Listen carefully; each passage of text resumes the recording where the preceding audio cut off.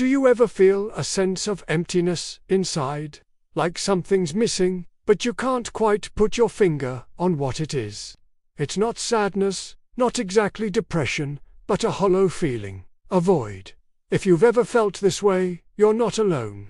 This feeling of emptiness is a surprisingly common human experience, and today we're going to explore the psychology behind it. First, let's understand what we mean by emptiness. It's often described as a lack of meaning, purpose, or connection. It's the feeling of going through the motions of life without really feeling alive. You might have a good job, a loving family, and great friends, yet still feel this persistent void. It can be confusing and frustrating, making you question if there's something wrong with you. The answer is no, there isn't. This feeling is a signal, a message from your inner self that something needs attention. So, where does this feeling come from? There are several psychological reasons. One of the biggest culprits is a disconnect from your true self. We live in a world full of expectations, from our parents, our teachers, our bosses, and even from social media. We're constantly told who we should be, what we should want, and how we should live. Over time, we might start living a life that looks good on the outside but doesn't align with our authentic values and desires. When you're not living in alignment with your true self, it's natural to feel empty. You're essentially playing a role, and that role can feel hollow. Think about it. Are your daily choices, your career, your hobbies, your relationships truly a reflection of who you are? Or are they choices you made to please someone else or to fit a certain mold? This gap between your authentic self and your current life can create a deep, gnawing sense of emptiness. It's like wearing shoes that are the wrong size. You can walk in them, but it's uncomfortable, and you can't run freely. Another major cause is a lack of meaningful connection. Humans are social creatures.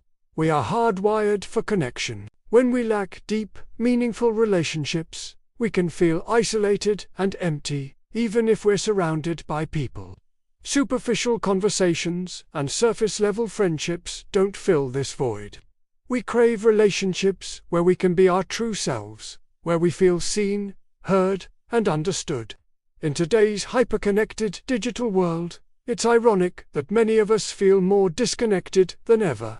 We might have hundreds of online friends, but no one to call when we're feeling down. This lack of genuine intimacy can leave a huge hole in our emotional lives. Unresolved emotions or past trauma can also lead to emptiness. Sometimes, when we experience something painful, a loss, a betrayal, a difficult childhood, we learn to numb ourselves to avoid the pain. We push our feelings down, building emotional walls to protect ourselves. While this might seem like a good coping mechanism in the short term, it has a long-term cost. When you numb yourself to pain, you also numb yourself to joy, love, and excitement. Life becomes gray and muted. The emptiness you feel is the space where those vibrant emotions used to be. It's a sign that there are feelings that need to be acknowledged and processed.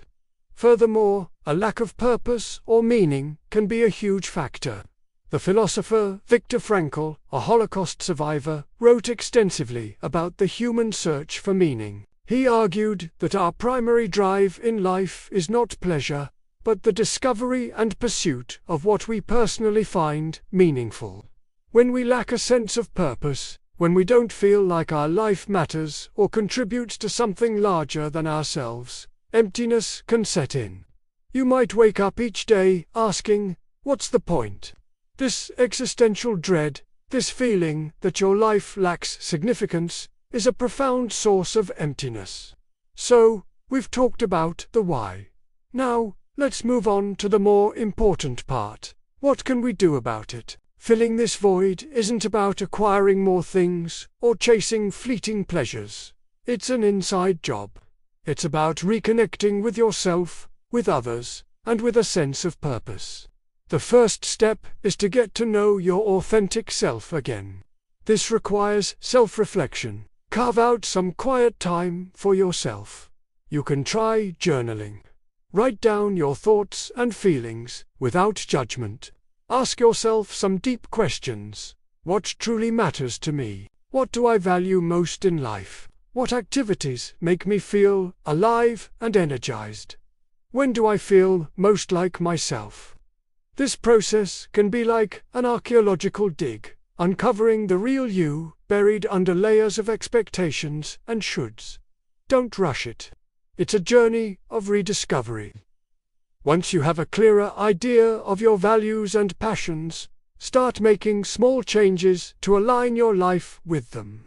If you value creativity, maybe you can start a new hobby like painting, writing, or playing an instrument. If you value community, look for opportunities to volunteer or join a group that shares your interests. These small, intentional actions can begin to bridge the gap between who you are and how you live, slowly filling that feeling of emptiness with a sense of authenticity and fulfillment. The second step is to cultivate meaningful connections.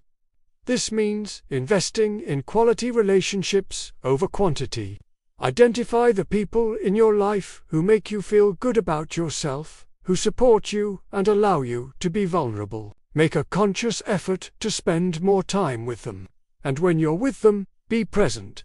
Put your phone away, listen actively, and share openly. Building deep connections takes time and effort, but it's one of the most powerful antidotes to emptiness. If you feel like you don't have these kinds of relationships, be brave. Try joining a club, taking a class, or attending local events. It can be scary to put yourself out there, but finding just one person you can truly connect with can make all the difference. Third, it's crucial to allow yourself to feel. If you've been numbing your emotions, it's time to let them back in. This can be uncomfortable, especially if you're dealing with past pain. Practicing mindfulness can be incredibly helpful here. Mindfulness is the practice of paying attention to the present moment without judgment.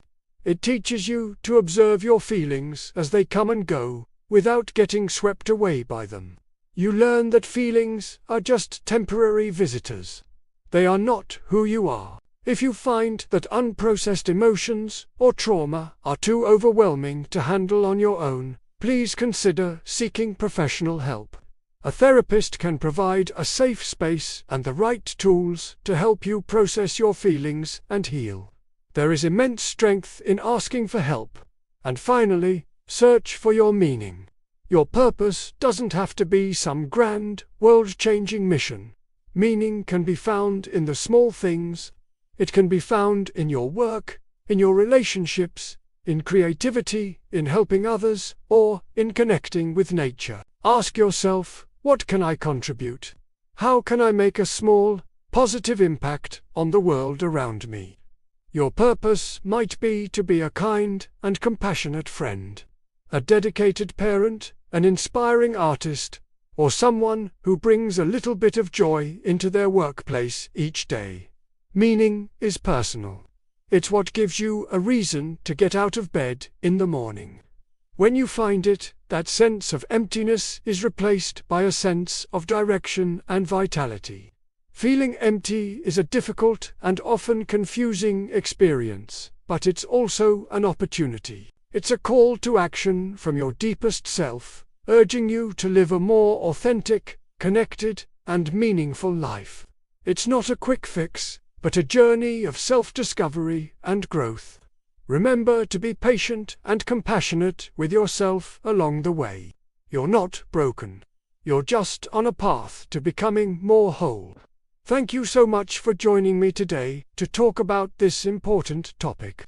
If this video resonated with you, please give it a thumbs up and share it with someone who might need to hear it. And don't forget to subscribe for more content on psychology and self-improvement. Let me know in the comments. What's one small step you can take this week to start filling your own void? Take care, and I'll see you in the next video.